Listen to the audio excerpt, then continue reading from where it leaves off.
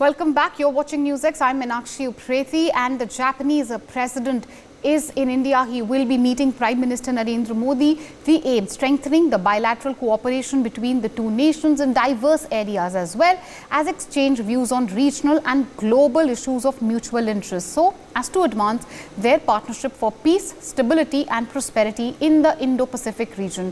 His visit comes at a time when Ukraine is resisting a full-scale invasion by Russia, with India taking a diplomatic and neutral take towards Russia-Ukraine war and being the only Quad nation not to come openly in support of Ukraine. The question arises if the neutral stand which India has taken is going to affect the relation between the two nations at all or not. Will India-Japan relations that have been cordial since the World War II be affected at all because of this? Joining me on the panel are Ambassador Vishnu Prakash. He is a former diplomat.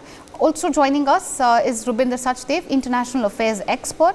We also have Major General A.K. Sivaj with us. Professor Madhav Nalapad is also with us.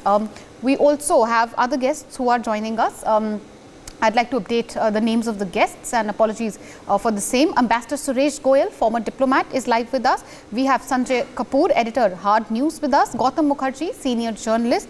And we have Yoshiro Sato. He is the professor of the College of Asia-Pacific Studies, and Dr. Satoru Nagaro, visiting fellow, Hudson University, joining us from Japan. I'm going to start first of all with Dr. Satoru Nagao. Dr. Nagao, thank you for joining us on NewsX. My very first question, let's get the elephant out of the room, the big issue, India's stand on Ukraine. As far as India is concerned, we've chosen to take a neutral stand. India has not really spoken out against Russia, different from the stand which has been taken by the Quad partners. It's likely, it's obvious that it's going to find an honorable mention in the bilateral which is going to happen between PM Modi and the Japanese PM. Do you think India's stand on Russia is going to have any impact at all on this upcoming meeting? Of course, there's a possibility it will impact Japan-India relations, because against China, Japan and India share the same interest, but against Russia, Japan's stance and India's stance is different. So which one is more priority is the matter. So how to manage this relation is the matter. So that is the reason Prime Minister Kishida visit India, to manage this relation. We should cooperate each other. We should manage this relation. Japan and India should cooperate, and we will be together. So that is the reason this visit is very important. Last visit was 2017, so 4 years ago. But now 2022, we must meet, and we should prepare the next Quad summit in Tokyo. So India and Japan is one. Thank you.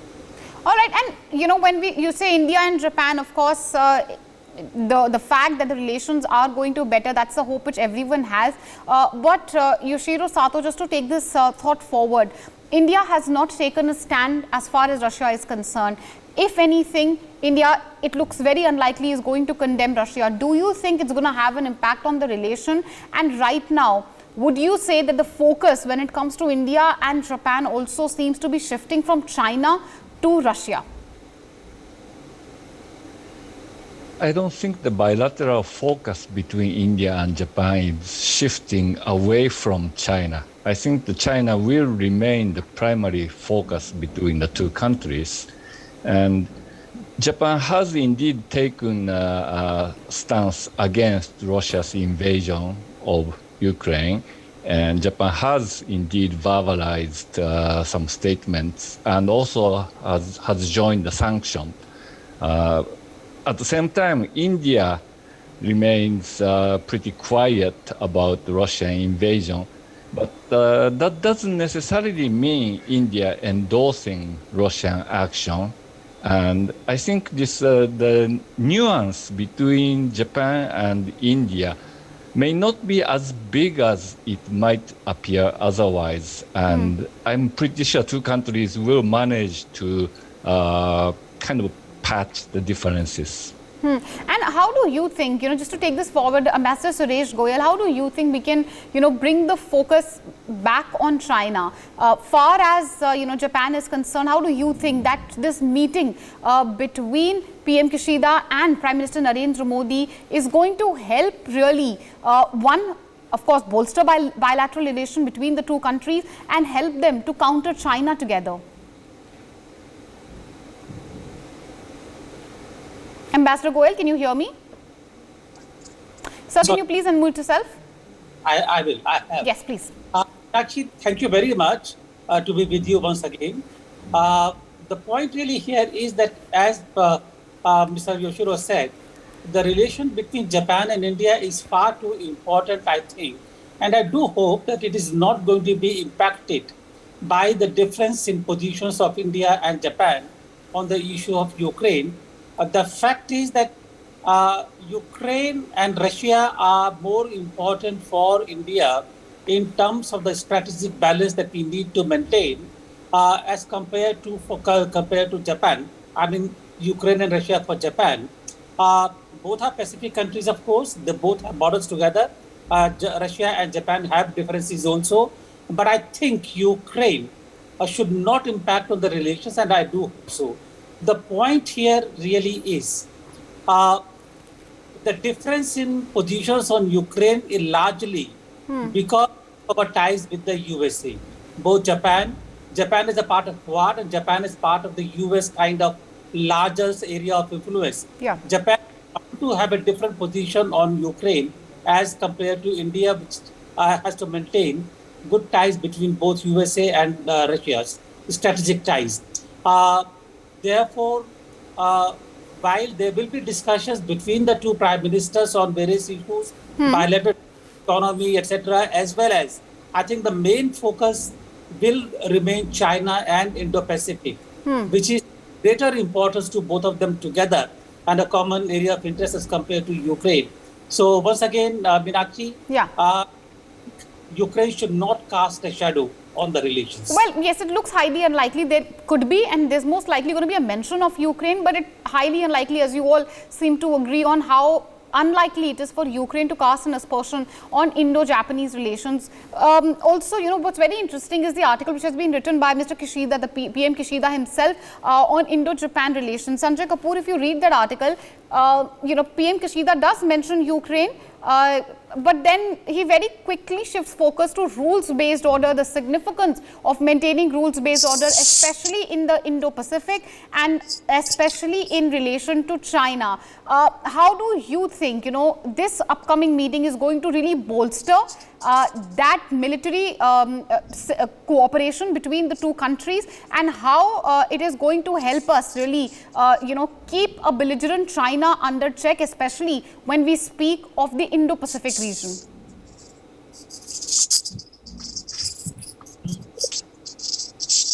Sanjay Kapoor, can you hear me? China. I can hear you very well. Yes, go ahead, Can please. So what I'm saying is the fundamental focus of the US as well as Japan as well as India would remain China. And despite the fact that this is new crisis has come up pertaining to Russia and Ukraine, and India has maintained a neutral stance, which is actually suggesting that we have taken a stand. It's not that we don't have a stand on Russia. Russia has been an old friend of ours. It has, in a certain way, done plenty for India in terms of providing a veto every time we had a crisis. It's 85% of India's weapon systems are from Russia. And so in a certain way, we cannot afford to antagonize. There's a belief that if the weapon systems do not come from there, then in an event of a crisis, even if we have a face-off with China, which we had in 2020, or with Pakistan, we have two border situation, we could suffer quite a bit. So in a certain way, Russia's relationship is very important. Many US officials. Okay, so there seems to be some technical trouble, some network issue with your connection there. We'll come back to you. But Gautam Mukherjee, would you like to take that question? How do you think really relationship with India and Russia? Right, so we'll come back to you. We seem to be having some audio trouble, with your connection there. But Gautam Mukherjee, would you like to take that question? How do you think, this meeting is going to bolster ties between the two countries, go beyond just bilateral ties, but also help keep a belligerent China under check? I think the bilateral relationship between India and Japan is good and going towards excellent. I don't think there will be any impact of Ukraine or indeed even the Chinese threat in the background. The bilateral relationship between India and Japan is older than the Quad, and in fact has been there in a very cordial way right from the Second World War. So that will continue. As far as the Quad goes, the elephant in the room is America. America has been using its influence and its pressure to an unprecedented degree of late in a very blatant manner.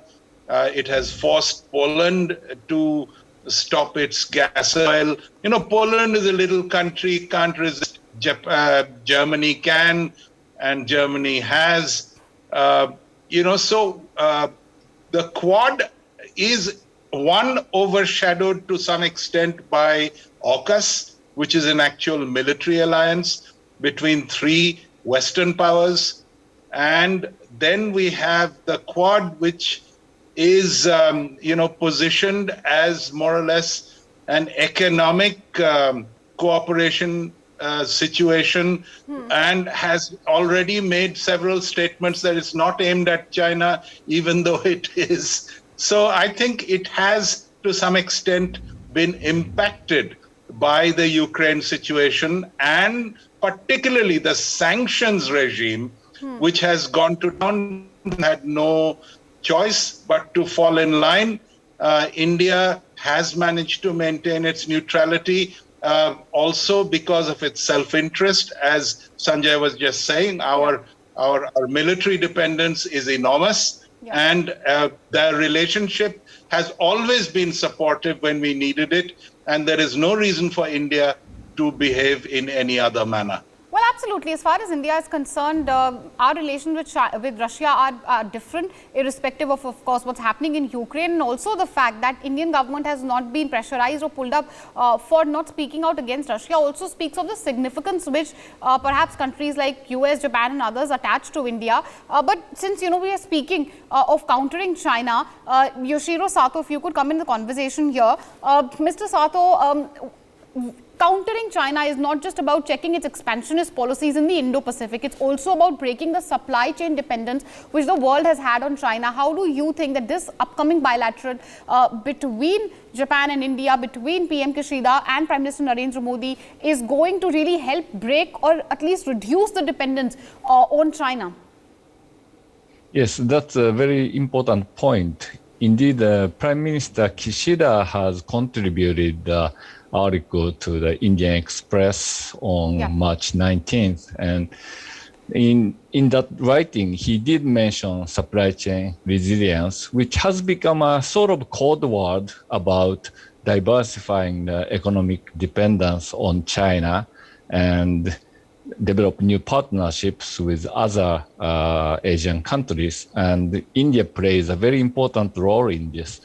And the other things mentioned in the article include the digital cooperation between Japan and India, which will be very important in countering China's use of this digital technology for various undemocratic means domestically and also internationally in defense-related, security-related areas.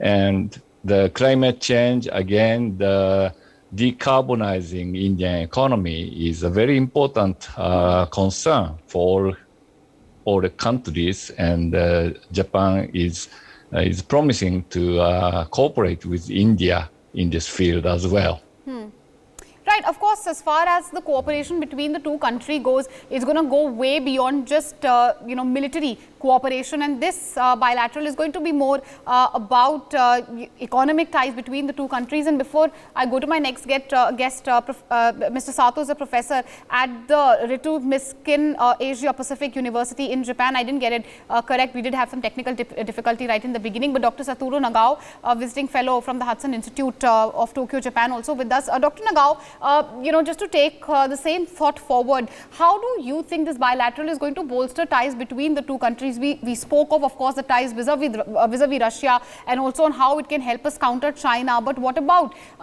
the growing economic friendship between the two countries? How do you think this upcoming meeting is going to take it to the next level? How to reduce the dependence on China is, of course, the most important. Indeed, we can expect, as a result of Russia's aggression in Ukraine, there is a high possibility that the Putin regime will depend on China more. So India and Japan will face the same threat, which is China's economy. China will expand influence not only in Indo-Pacific, but also in Russia or Europe if they succeed to mediate this. So under such kind of situation, the country in the Indo-Pacific, especially the India and Japan, should cooperate and create a new market for the mutual benefit economically. We should not depend on China's market. We should not depend on the Russia's market also, Russia's energy source. So that is the reason this relation is very important. India is rising, and Japan is still strong. So that's why we should cooperate. That relation is very important. Thank you. Well, absolutely. It is extremely crucial that the dependence on China is phased out. It's going to take some time. But yes, that's what Indo-Japan friendship and these bilaterals also, are about. They seem to be one step in the right direction. Ambassador Goyal, do come in here. Sir, since we are discussing the bilateral in the backdrop of what's happening in Ukraine, vis-a-vis also our relation with China, would you say, sir, as a former diplomat, the fact that even it looks like that, in PM Kishida's visit, Russia and Ukraine are going to find an honorable mention, but there's very unlikely that there's going to be some immense pressure on India to take a stand on against Russia. We've seen US also follow the same pattern. No sanctions on India yet. We're still buying Russian oil. Would you say that all of this also shows the significance and the importance which these countries attach to India, considering that India is a very important player when it comes to countering China in the Indo-Pacific region, sir?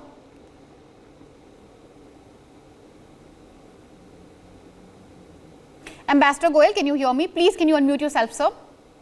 Yes. The very fact that India, along with Japan, Australia, and US, is a member of Quad, and therefore forms a kind of a four-country coalition. I will not use the word counter. It's very difficult to counter a country like China. Okay. But I will use the word balance. To balance increasing and growing Chinese influence in the region, and therefore, yes. That will be the main focus of the conversations, besides the economic partnership, including supply chains, etc., etc., etc. Ukraine will not just be an honorable mention.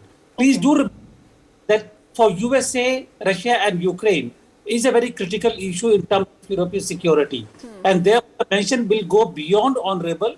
But yes, I completely agree that if we go by what happened at the last virtual summit, of Quad, India was able to persuade them to keep the role of Quad to the area for which it was created. I think they will understand Indian sensitivities and Indian positions and not create a pressure on India in that respect. Meenakshi. Well, absolutely. And, sir, since we are also speaking of China, unlikely, yes, there's going to be any pressure on India.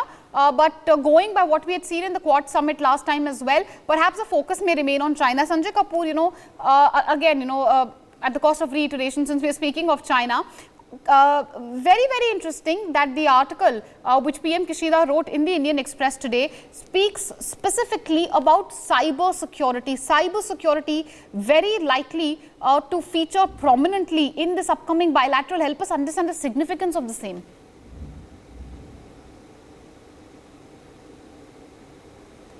Sanjay Kapoor, can you hear me? Yeah. Please unmute yourself. Unmute yours. So I think, the cyber space is the arena or where all the future wars are taking place. And that is why, there has been a great emphasis on cybersecurity. And having said that, the fact of the matter is that Prime Minister Kishida is cognizant of India's own ambivalence pertaining to China, and India has made it amply clear that they don't want to be part of a military alliance, and that is why the AUKUS was created, as my friend just said, Mr. Gautam said.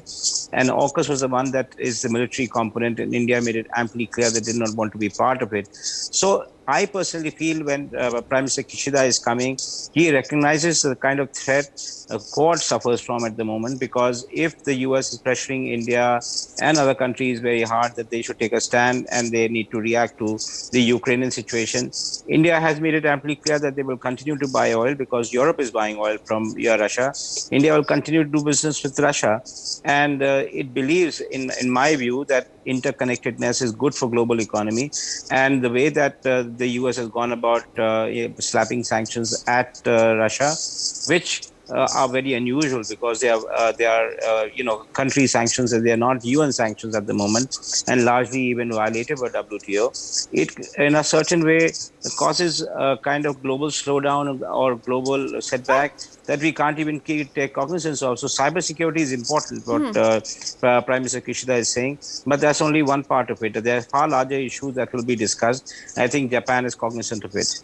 Well, absolutely. But, when it comes to the double-edged sword nature of sanction, that's another debate, perhaps for another day. But point taken, Gautam Mukherjee. Very interesting that PM Kishida also spoke of military cooperation between the two countries. He did speak about, how cooperation, just to quote him, has taken great strides. He also spoke of joint exercises, which, Japanese self-defense forces have taken with the Indian armed forces. How do you see this evolving, military tie or military cooperation rather between the two countries, and what does it really mean in the ever-changing geopolitical scenario which we are seeing currently? Well, I think it's very important to ramp up military capacity in this part of the world, because a lot of what might happen will happen to each or both countries in a sudden manner. And from the looks of it, how Ukraine has been handled, maximum position is you will be offered some equipment, military equipment, which may not really come to you fast enough to do anything about it. Japan has been loath to militarize. However, it is slowly militarizing now, as Germany is in Europe, and India has gone at it as fast as it can, and certainly greater military cooperation between a technologically advanced country like Japan. They could turn to making and they have already, very sophisticated military equipment in very short time, because they are very cognizant at a high level of technology. And India could certainly cooperate and benefit in joint venture with Japan, and we must be prepared. Prepared is probably the best way to avoid war. Yeah. But to expect some third party from across the oceans absolutely to come send and help us troops is on not ground likely. It's unlikely. And of course, if Ukraine has taught anything to the world, that is Atmanirbharta, and nobody can really deny that. But, Yoshiro Sato, if you could come in the conversation here as well, since, you were just speaking about the Indian Express article, which PM Kishida has written. It's very interesting if you read, all the thoughts which PM Kishida has expressed, and very, very interesting that he says that in this time, it is extremely important that we maintain a rules-based order. He speaks about a rules-based order in the context of Ukraine, but very immediately in the very second line, shift focus to Russia. Would you say that this is a testament to the type of significance which India and Japan both give to countering China's belligerence, and also at the same time also it does show the direction which the talks could take? While there could be a mention of Ukraine, end of the day the focus is China. Okay, for Kishida, completely avoiding the topic of Ukraine in this meeting with India is not acceptable Yes. to Japan's prime ally, that is the United States. So he has to bring it in, but at the same time, he doesn't want to put too much emphasis on Ukraine. So the statement was very cleverly done in that sense. Having said that, Kishida does hope that India would, if not vocally, India would quietly stand behind the kind of sanction Japan is installing against Russia. And energy import, sure, the Europeans are still importing the gas from Russia, but that may change in the coming days or weeks. And they are talking about possibility of expanding the sanction. And when that happens, I think the China becomes a sort of monopoly buyer, which may or may not support Russia. And I think it really depends on how China decides to react to this Western pressure not to help Russia. If China tries to exploit the opportunity to buy the energy resources from Russia at a dirt cheap price, then I think Russia-China relation could strain. But if China tries to provide a generous support to Russia, then I think China-Russia relation will get stronger in this crisis. And it doesn't look China has made up its mind. As far as China is concerned, you rightly said that it doesn't look like China has made up its mind, and China is also playing by the ear, not really, holding its cards close to its chest, not really revealing whether they're going to give an outright support to Russia as well or not. But Dr. Nagao, if we try to look at, this upcoming meeting, of course, we cannot look at it in silos. It's happening in the backdrop of Ukraine. Ukraine is definitely going to feature prominently in this upcoming bilateral. But beyond, over and above and beyond that, what do you see really coming out from this bilateral between PM Kishida and Prime Minister Narendra Modi? And also, it's very significant to see that the fact that, within 6 months of him being voted to power, he's chosen to come to India also highlights the type of importance which Japan attaches to India. Okay, Russia or China, if we compare the two threats, we can understand. Russia, militarily, they are strong, but their economy is very poor. China can be brutal. China could be brutal, but their military is modernizing very rapid pace. But most importantly, China is rich. That is the cause of problem. So in the long run, China is more bigger threat than Russia. So in this case, for India and Japan, we share the same long-term interest. That's why we should prepare next Quad Summit in Tokyo. It will happen this year, 7 months later. Yeah. So this meeting is very important to prepare this Quad meeting, and our relation will strengthen. So future is bright, but we must overcome the current situation, the Russia's aggression toward Ukraine. So I want to add one, the logic, the Professor Sato's explanation. Sato's explanation is obviously right. But in Japan's logic, the Russia's aggression in Ukraine violates the rule-based order. That's why Prime Minister Kishida mentioned it. If we allow the Russia's aggression, China will follow. China will attack India. China will attack Taiwan. Because Russia succeeded and China want to succeed. So that's why we want to make the good deterrence by using the one voice or a strong voice. That is Kishida's perception and indeed Japan's perception currently. That's why we cannot understand India's attitude toward Russia. Of course, I'm pro-India and I try to analyze why India says so. But at the same time, that is Japan's perception. That is why Kishida repeatedly mentioned about this. And yes, view from Japanese, that logic is persuasive. That's what I want to say. But we must overcome this issue, and we need to go the long-term good relation between India and Japan. Yes, you're speaking of how you personally may find it baffling India's decision to not speak out against Russia, but India has had, of course, ties with Russia, military and defense, our dependence on Russia makes it difficult for us to take a stand against Russia. But yes, you have a point there. But, since you mentioned what Professor Sato had said, Professor Sato, again, you know, at the cost of reiteration, if you look at the article written by PM Kishida, it's very carefully crafted. I agree with Professor Nagao that he is not really left out Russia. It's not possible given the scenario, but at the same time, it does show the sort of importance which Japan also attaches to India. Yeah, Japan also realizes that in a difficult situation with China, if at all it was to arrive, you cannot expect a Western power sitting far away to send any troops or any sort of help on ground. It is going to be India which is going to help Japan, or we are going to help each other rather, counter a belligerent neighbor like China, especially in the Indo-Pacific region. Perhaps that's why,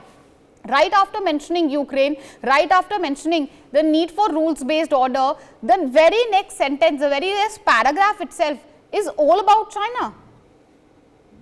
Solve diplomatically with Russia and joining this coalition against Russia over the Ukraine issue, Japan's hope to solve this territorial dispute has likely diminished as a result. But, you know, it wasn't that big to begin with anyway, and I think the factions within the ruling party promoting this diplomatic negotiation was probably overestimating the likelihood of Russia positively responding. But in the long term, as Professor Nagao said, you know, Japan see a potential role of Russia in balancing against China. And that is another reason why Japan doesn't want to push Russia too hard. But at the same time, the rule-based order is what binds the Quad countries and other likely friends in the region. So I think there are more reasons for Japan to make a stand against Russian invasion in this instance. Well, fair enough. Far as Japan is concerned, in fact, all the Quad partners are concerned, they've already made their stand on Russia very, very clear. India has a differing stand, but Quad, of course, has been focusing on Indo-Pacific. The focus remains on China. The host? Absolutely. And then when it comes to, you know, bilateral relations, certainly it's a right step. It's a big step rather in the right direction. PM Kishida visiting India. He's already in India actually as we speak. The fact that he's chosen to visit India within 6 months of him being elected speaks volumes about the importance which Japan attaches to India. The meeting is going to focus on a plethora of issues from, of course, countering China on top in the Indo-Pacific region to improving bilateral relations when it comes to economic ties, when it comes to exchange of technology, cybersecurity, climate change, infra development from metro to high-speed trains. A lot of topics are going to be discussed, and we will keep an eye on each and every update coming from that crucial meeting. For more such videos, subscribe to the NewsX YouTube channel, hit the bell icon.